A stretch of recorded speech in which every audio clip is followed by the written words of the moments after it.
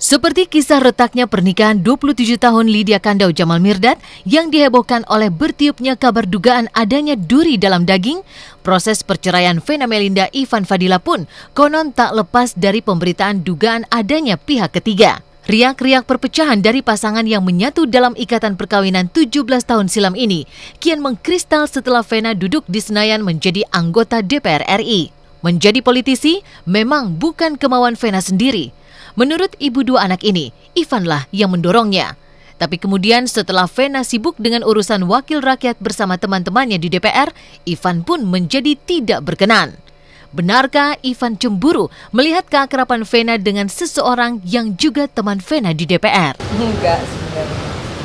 Ya, kayaknya ya. Tapi kalau nggak tahu ya, buktinya sih saya dari salsa ke politik, akhirnya dia mengakui juga bahwa dia tidak berkenan dengan profesi itu. Tapi kalau yang dia merekomendasi saya masuk ke politik, ya memang konsekuensinya kan banyak bergaul dengan kaum Adam ya gitu. Bahwa saya dari awal ya juga kan udah bilang, saya nih bukan politikus, saya sendiri kan nggak pandai berlobby-lobby, nggak pandai berinteraksi. Wah, saya nggak tahu sering apa enggak, tapi yang jelas kalau saya baca di pemberitaan ya pernah yang acara apa itu yang kalau nggak salah anak jalanan ya, ada fotonya juga saya lihat itu.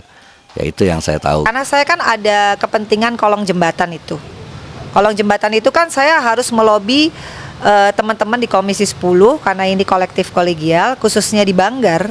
Karena saya pengen menaikkan anggaran Dirjen Pautni. Makanya saya berusaha melobi-lobi. Bagaimana ya, saya kan bukan Banggar, Mbak. Gimana cara naikin anggaran kalau saya nggak melobi gitu. Nunjukin langsung ya? Nunjukin langsung nih loh, yang saya kerjain berapa tahun terakhir ini. Dan saya memang tidak punya kewenangan karena bukan Banggar. Mungkin bukan lagi sekedar cemburu seperti yang disebutkan Vena. Ivan tak berkenan, boleh jadi karena ia mencium perubahan sikap Vena terhadap dirinya sebagai seorang suami. Ketika terjadi keributan antara Ivan dan Vena, serta merebak kabar pemberitaan dugaan adanya cinta yang lain, Ivan pun sempat menemui orang tersebut untuk klarifikasi soal isu orang ketiga. Saya tahunya kan 20 tahun hidup saya tuh Mas Ivan. Laki-laki yang benar-benar saya sanjung, saya cintai ya Mas Ivan. Saya sendiri saat ini belum mau mengomentari apa-apa mengenai hal itu karena sekali lagi saya bilang saya takut nanti fitnah gitu loh kalau saya memberikan tuduhan tanpa ada dasar alasan yang kuat. Pernah kita ketemu gitu loh untuk klarifikasi ini. Ya, tapi mungkin lebih jauhnya saya pikir lebih baik ditanyakan ke yang bersangkutan gitu loh, karena nanti komentarnya nggak benar malah jadi ngaco gitu loh. Tentang perubahan sejak menjadi anggota dewan, Vena tidak menampik waktunya tersita oleh kegiatan sebagai wakil rakyat.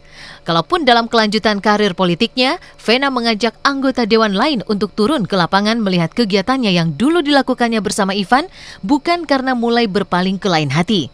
Tapi Vena beralasan semata-mata untuk lobi demi kepentingan rakyat. Ivan sendiri tidak mau terjebak dalam sengketa berkepanjangan. Pasca bertemu dengan laki-laki yang menurut pemberitaan diduga dekat dengan Vena, masih berusaha berpikir positif. Kendati begitu, ia mengingatkan antara dirinya dengan Vena ada komitmen sebagai suami istri. Karena itu, Vena sebaiknya mengklarifikasi kabar miring tersebut. Ya sekali lagi saya mungkin nggak berani untuk mencurigai ya Mbak ya apapun.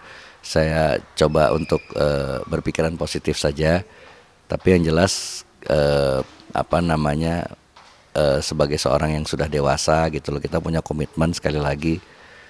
Ya kalaupun ada hal-hal yang dirasakan mungkin tidak sesuai dengan pemberitaan, saya pikir ada baiknya diklarifikasi supaya tidak menimbulkan blunder lah gitu loh di persepsi orang.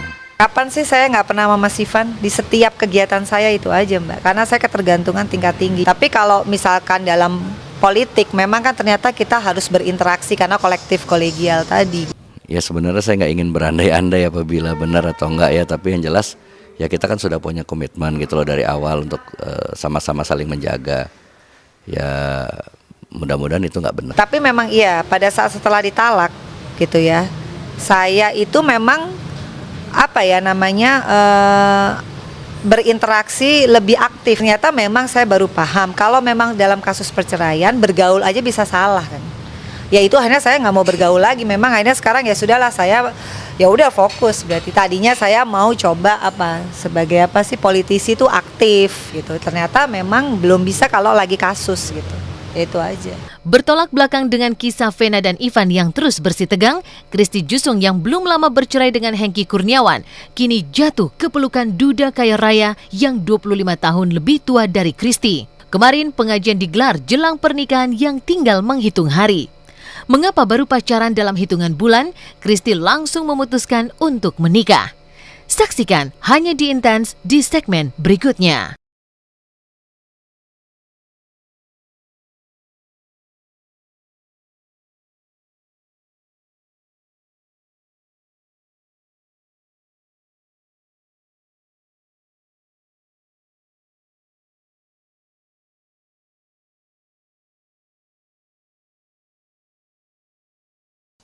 Berbeda kisah dengan Vena dan Ivan. Kemarin Christy Jusung menggelar pengajian jelang dinikahi Jai Alatas, seorang duda kaya raya. Beda usia 25 tahun seakan tidak menjadi persoalan.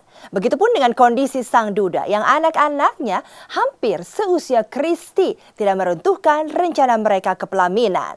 Lantas mengapa baru pacaran dalam hitungan bulan, namun Christy sudah langsung memutuskan untuk menikah? Benarkah semua karena alasan materi?